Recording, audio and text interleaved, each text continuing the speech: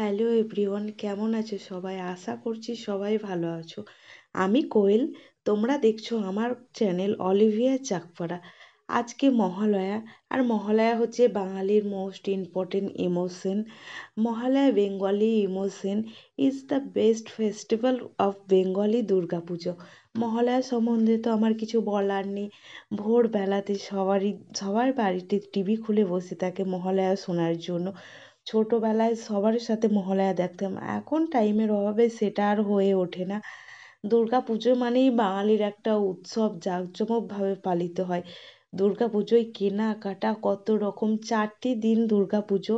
দুর্গাপুজো শেষ হওয়ার পর নিজের মনটাই যেন কীরকম খারাপ হয়ে যায়, তো আমরা ভোরবেলায় উঠে পড়েছি। তো একটু ফুল তুলে নিচ্ছি, আমি কাকুর মেয়ে আর একটা ভাইঝি আছে। তো ফুল তুলে নেওয়ার পর বাড়িতে এসে দেখছি বাবা মা মহালয়া দেখছে, তো আমিও তাদের সাথে বসে একটু মহালয়া দেখছি।